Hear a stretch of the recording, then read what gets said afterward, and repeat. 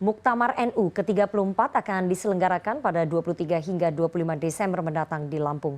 Jelang Muktamar NU, persaingan antara kedua kandidat mulai memanas. Antara petahana Ketua Umum PBNU Said Aqil Siraj dan penantangnya Khatib Am PBNU Yahya Stakuf. Tudingan intervensi kekuasaan hingga urgensi regenerasi di tubuh PBNU mewarnai perdebatan jelang Muktamar.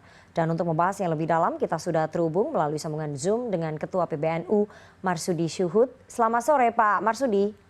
Selamat sore, Assalamualaikum warahmatullahi wabarakatuh. Waalaikumsalam warahmatullahi wabarakatuh. Dan aktivis NU Guntur Romli, selamat sore Mas Gunrom.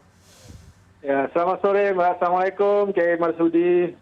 Oke, saya mau ke Pak Marsudi terlebih dahulu. Pak Marsudi, Muktamar NU sudah dijadwalkan 23 sampai 25 Desember di Lampung setelah tarik-menarik jadwal. Akhirnya sudah confirm. Tinggal 1 minggu lagi. Ini Kiai Said Aqil sampai meminta instansi pemerintah tidak ikut campur di Muktamar NU. Pertanyaannya, apakah memang ada dugaan intervensi kekuasaan di Muktamar NU? Pak Marsudi. Namanya saja sebuah organisasi besar ya, siapa saja ingin ikut-ikutan. Siapa saja ketika ingin ikut-ikutan itu jika positif ya kita terima semua. Siapa saja, karena NU dibutuhkan oleh siapa saja. Yang tentunya ketika muktamar pun contoh ya, untuk melaksanakan muktamar pun kan nggak bisa juga berdiri sendiri. Banyak hal-hal yang dibutuhkan.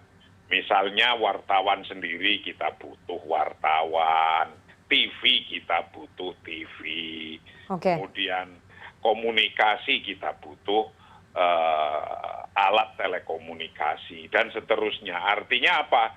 Bahwa hajat besar muktamar itu adalah membutuhkan banyak pendukung, itu intinya. Oke.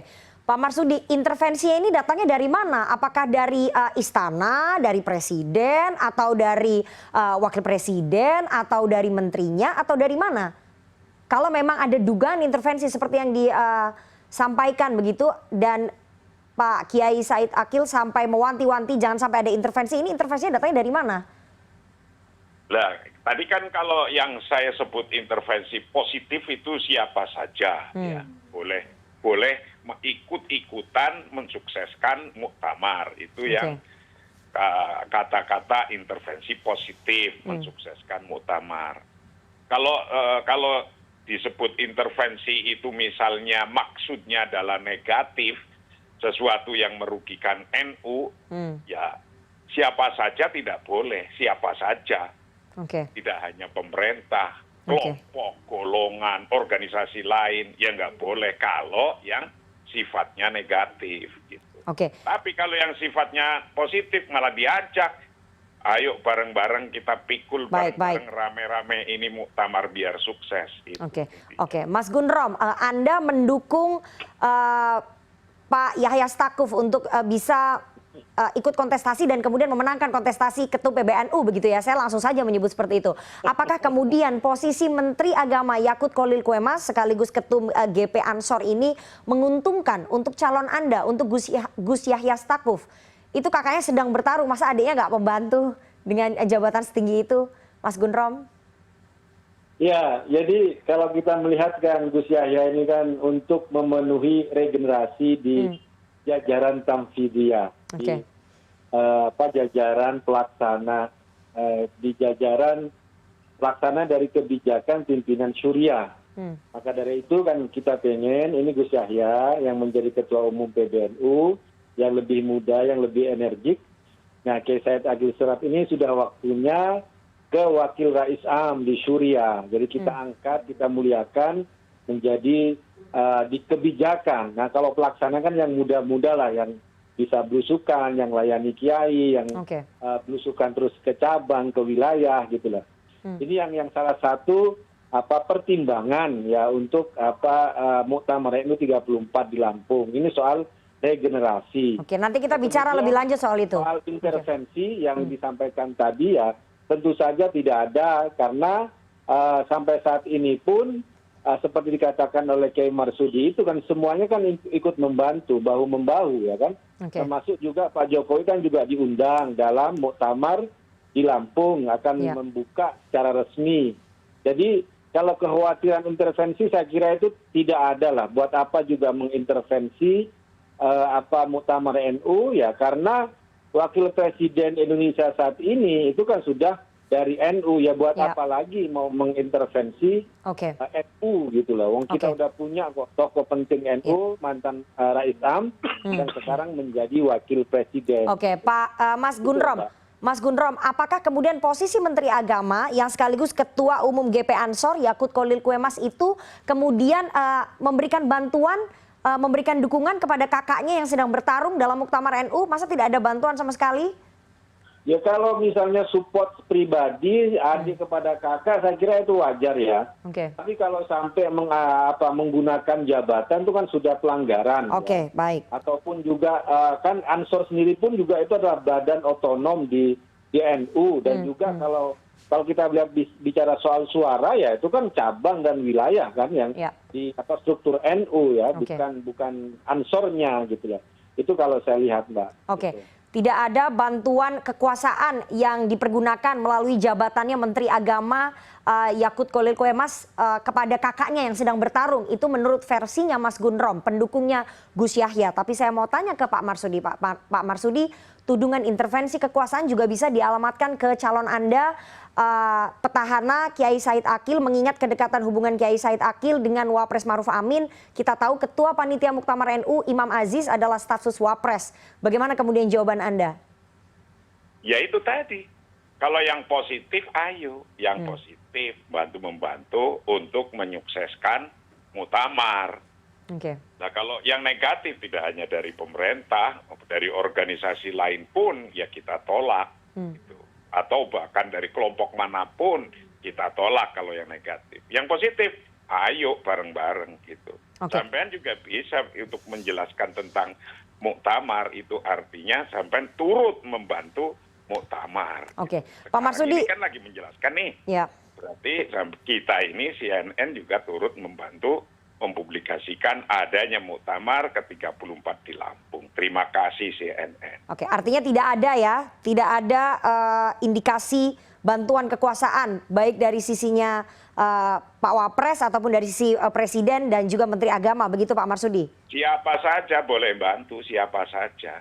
Tapi katanya kedua calon ini baik Kiai Said dan juga Gus Yahya melakukan safari politik, bertemu dengan tokoh-tokoh untuk menggalang dukungan yang di luar PBNU begitu. Apakah betul Pak Marsudi? Nanti saya tanya juga ke Mas Gundrom.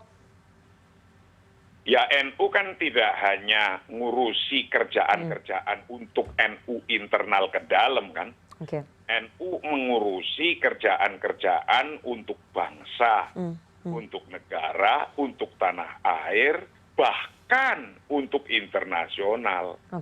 Nah ketika yang kita urusi adalah makhluk-makhluknya Allah yang ada di muka bumi ini, agar bisa hidup bersama-sama, ya tokoh manapun menjadi teman bersama untuk ngurusi bagaimana bangsa ini bisa hidup rukun, nyaman, bersatu, mengembangkan ekonomi, mengembangkan pendidikan bersama. Itu kan nggak cukup hanya orang NU saja. Artinya diakui ada safari politik begitu ya? Ketika kita ketemu dengan siapa saja tokoh di luar NU, ya itu suatu kelaziman. Suatu kelaziman menjalin pertemanan di luar lingkaran PBNU begitu kalau menurut Pak Marsudi. Malu-malu mengakui ada safari politik. Mas Gundrom, kabarnya kandidat Anda Gus Yahya juga bertemu dengan sejumlah tokoh politik termasuk menteri-menteri. Itu betul menggalang dukungan di luar lingkaran PBNU? Kalau saya lihat ini Gus Yahya kan lebih banyak turun ke bawah, ya kan? Bertemu dengan pemilik suara juga dengan para kiai di cabang ataupun wilayah baik yang ada di Jawa atau luar Jawa, Sulawesi dan Sumatera. Karena kan di Muktamar NU ini Mbak, yang punya suara itu hanya pengurus Mbak, pengurus cabang kemudian wilayah itu kan. Kalau tokoh-tokoh yang lain itu kan mungkin bersifatnya kan ya pertemuan keluargaan, silaturahim atau gimana gitu ya. Tapi yang penting adalah yang dilakukan oleh Gus Yahya saat ini adalah menawarkan gagasan bagaimana NU semakin kuat, semakin besar untuk ke depan gitu loh. Kan Kiai Said itu kan sudah luar biasa membangun NU ya selama ini. Nah sekarang bagaimana Gus Yahya juga lebih ingin mengembangkan lebih ingin memperkuat NU, jaringan-jaringan NU, maka di konsolidasi internal itu yang lebih diutamakan. Makanya lebih banyak kalau kita membaca beberapa dari roadshow-nya Gus Yahya, safarinya itu kan lebih ke cabang-cabang dan ke wilayah itu, Mbak. Oke, konsolidasi internal itu penting, tapi saya mau tanya ke Mas Gundrom, nanti saya tanya juga ke Pak Marsudi. Istana mengatakan tidak akan mengintervensi, tapi sebetulnya untuk Anda berdua yang calonnya ini sedang akan bertarung, seberapa signifikan dukungan Presiden dan juga Istana kepada kedua calon di Muktamar NU ini? Mas Gundrom dulu. Kalau Istana itu nggak ada pengaruhnya, Mbak. Karena yang punya suara itu kan cabang dengan wilayah, itu yang punya suara, dan juga di PBNU tentu saja itu yang punya suara untuk menentukan siapa yang menjadi Rais Am PBNU yang Suriah ya, dan juga kiai-kiai nanti pakai mekanisme ahlul halli wal aqdi, para kiai, para Suriah yang wilayah ataupun juga cabang. Kemudian juga untuk ketua umum Tamfidiyah PBNU juga dari cabang wilayah. Nggak ada suara Istana itu, nggak ada, Mbak. Tidak ada suara Istana, Pak Marsudi. Untuk memenangkan siapa yang menjadi Rais Am ataupun ketua umum PBNU. Kalau menurut Mas Gundrom tidak ada suara-suara Istana, tidak penting suara Istana. Menurut Anda penting tidak suara Istana, penting tidak dukungan Presiden Jokowi dalam Muktamar NU ini? Begini ya, kalau Istana itu diartikan pemerintah, kalau kita mengatakan tidak butuh pemerintah, ya tidak juga. Ya sangat butuh. Coba bayangkan saja, kita kondisinya lagi COVID-19. Kalau kita COVID-19 saja besok kita tidak dikasih izin, itu domain pemerintah. Jadi semuanya dibutuhkan dan semuanya akan mengasih, semuanya akan memberikan sesuatu yang dibutuhkan kalau sudah pada sepakat, misalnya sepakat, oke, besok ini insya Allah PKM dicabut misalnya. Itu kan domainnya pemerintah juga, jangan dinafikan juga pemerintah nggak ada ikut andil. Pemerintah ikut andil dalam mensukseskan muktamar ini. Kalau urusannya adalah footer yang memilih, itu urusan wilayah dan cabang. Cabang itu biasanya sudah dalam hatinya itu mempunyai, tinggal berangkat, nanti ketika berangkat akan memilih 2 kali putaran pilihan. Pilihan pertama adalah memilih calon dulu, ditulis calonnya, nanti kemudian setelah udah ada calon dipilih lagi untuk definitif menjadi calon ketua umum PBNU periode mendatang. Baik. Nanti kita setelah ini akan membahas soal isu regenerasi di tubuh PBNU yang tadi sudah disebut-sebut oleh Mas Gundrom, tapi kita akan jeda terlebih dahulu. Tetap bersama kami di CNN Indonesia Newsroom.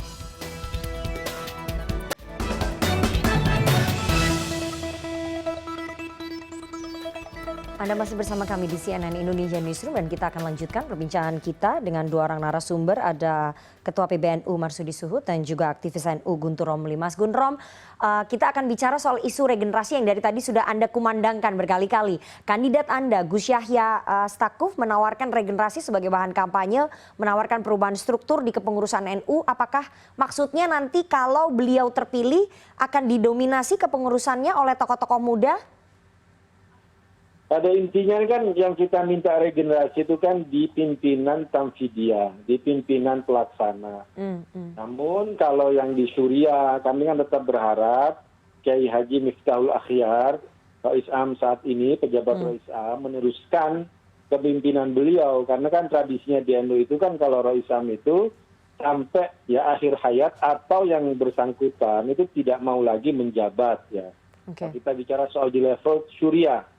Pemimpin tertinggi lah di PBNU. Nah untuk pelaksananya yang pimpinan Tamfidiyah, kita kan pengen yang lebih muda, yang lebih energik, dan juga tentu saja perubahan-perubahan. Kita tidak akan mengubah semacam kebijakan-kebijakan yang selama ini sudah dikomandoi oleh Kiai Said Agil Surat. Ya tetap kalau untuk pelaksana ya kita akan tetap ada perubahan regenerasi lah kepemimpinan itu. Ada perubahan regenerasi. Pak Marsudi, kalau harapannya Mas Gundrom ada perubahan regenerasi di tubuh PBNU. Seperti kita tahu bahwa kandidat Anda Kiai Said Akil Siraj ini sudah 2 kali memimpin PBNU dan ini akan ketiga kalinya beliau maju dalam Muktamar NU. Memang tidak merasa ini saatnya regenerasi di pucuk kepemimpinan PBNU?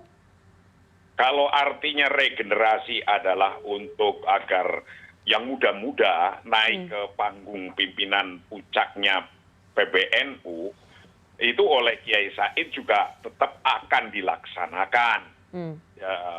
Anak-anak muda, dan sekarang banyak anak-anak muda yang jadi ketua dan wakil ketua-ketua dan wakil-wakil sekjen itu rata-rata muda-muda semua. Itu di PBNU. Tapi untuk menuju ke situ mestinya Saudara Guntur Romli itu berjuang di muktamar dulu. Kalau maksudnya regenerasi itu biar 2 kali saja jadi pengurus atau jadi ketua umum PBNU, harus berjuang dulu agar aturannya 2 kali atau 3 kali. Aturannya dulu yang membatasi begitu ya? Nah, kalau ketika itu maksudnya ADART-nya dulu yang diperjuangkan. Karena semuanya regenerasi dimaknai ketika ADART-nya itu membolehkan, dan itu diartikan bahwa regenerasi adalah bagaimana anak-anak muda masuk di posisi jajaran pimpinan pengurus besar Nahdlatul Ulama. Itu dilakukan oleh Profesor Dr. Kiai Haji Said Agil Sirot. Sampai sekarang pun banyak anak muda-muda.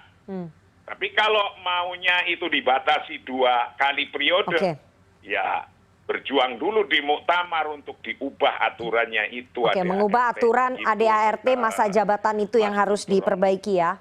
Begitu ya Pak Marsudi ya, yang membatasi masa jabatan Ketua Umum PBNU, apakah memang harus 2 periode begitu? Harus berjuang dulu di situ ya? Iya, betul. Oke. Saya akan bicara, selain regenerasi, saya akan bicara menengok perhelatan Muktamar NU ke-33 6 tahun yang lalu, yang berujung ricuh sampai diwarnai tangisan 2 kiai sepuh. Bagaimana kemudian komitmen kandidat Anda berdua agar kejadian tersebut tidak terulang? Mas Gunrom dulu dari Gus Yahya sebagai penantang ini supaya tidak ricuh, kemudian menimbulkan hampir perpecahan di tubuh PBNU. Nah, kalau kami itu sejak awal memang menawarkan bahwa muktamar ini adalah muktamar yang damai, yang harmonis, ya. Tidak kejadian lagi. Makanya kami melihat bahwa kan seperti saat ini, kami kan tidak ingin ada pergantian yang namanya Rais Am Syuriah, tetap Kiai Haji Miftahul Akhyar. Kemudian Ketua Umum PBNU-nya, Tamfidiahnya itu Gus Yahya Stakuf. Nah, Kiai Said Agil Sirot menjadi Wakil Rais Am Syuriah. Ini kan sudah pengurusan yang rekonsiliasi, bahwa itu semuanya ketampung. Jadi nggak perlu lagi ada ger-geran, nggak perlu ada persaingan, nggak perlu ada yang panas-panasan. Jadi kan semuanya sudah enak ya, sama-sama Kiai Said ya kita hormati, kita tinggikan, kita muliakan. Beliau sudah berjasa membangun NU selama ini, ya beliau menjadi Wakil Rais Am Syuriah. Jadi semacam struktur kepengurusan yang ideal dan baik untuk NU ke depan. Tidak perlu lagi ada terulang seperti yang kejadian di muktamar di Jombang, ataupun juga ada perubahan ADART yang sebelumnya batasan 2 periode tiba-tiba dihapus, tiba-tiba tidak ada batasan itu. Nah, makanya kita bicara soal regenerasi, ini kan soal lebih kesadaran gitu kan. Kalau ADART nanti diubah lagi, diganti lagi, kan seperti itu yang terjadi. Baik, artinya itu yang ditawarkan oleh kubunya Gus Yahya Stakuf begitu ya, kepengurusan yang rekonsiliatif, yang kemudian mengakomodasi semuanya mendapatkan porsinya. Tapi itu menurut versinya Mas Gunrom dari pendukungnya Gus Yahya. Tapi saya mau tanya ke Pak Marsudi sebagai petahana calon Anda, Kiai Said, bagaimana kemudian komitmennya dalam menjaga marwah dan juga stabilitas NU jelang muktamar sehingga tidak terjadi lagi kejadian 6 tahun lalu pada saat muktamar ke-33. Profesor Dr. Kiai Haji Said Agil Sirot ini adalah yang sangat tepat dan sesuai pada zamannya, karena beliau ini memang benar-benar hafizun alim, bisa menjaga kesatuan dan persatuan di lingkungan NU itu sendiri, kokoh dan kuat bersatu, bisa menjaga hasanah keilmuan di NU itu sendiri, dan bisa menjaga apa yang telah diwariskan oleh pendahulu-pendahulunya dan juga bisa mempunyai program-program yang terus berkelanjutan. Universitas dibangun dan rumah sakit dibangun, kerjasama luar negeri juga terus bergerak dibangun, sehingga ada PCI-NU di internasional. Mudah-mudahan nanti setiap negara mempunyai kantor-kantor NU yang sekarang terus berkembang. Ada sebuah negara yang sudah seperti Indonesia, kantor NU-nya dari mulai pusat di ibu kota sampai ke daerah-daerah. Nah, itu kan sesuai lambangnya Nahdlatul Ulama. Lambang jagat itu adalah melambangkan bahwa dakwah Nahdlatul Ulama itu untuk sejagat raya ini. Itulah kekuatannya Profesor Dr. Kiai Haji Said Agil Sirot yang bisa diterima oleh seluruh kalangan dan bangsa, itu intinya. Oke, baik. Kita tunggu nanti bagaimana jelang Muktamar NU ke-34, apakah masing-masing kandidat bisa menjaga marwah dan juga stabilitas di internal Muktamar ke-34 yang akan digelar 23 sampai 25 Desember di Lampung mendatang. Semoga tidak ada lagi kejadian seperti 6 tahun lalu. Semua bisa menerima apapun hasil dari Muktamar NU dan memilih ketua umum baru dari PBNU. Terima kasih sekali dua orang narasumber yang sudah bergabung pada sore hari ini. Ada Pak Marsudi Suhud, Ketua PBNU, dan juga Mas Guntur Romli, aktivis NU. Sehat selalu Pak Marsudi dan juga Mas Gunrom. Terima kasih, Mbak. Assalamualaikum. Waalaikumsalam warahmatullahi wabarakatuh.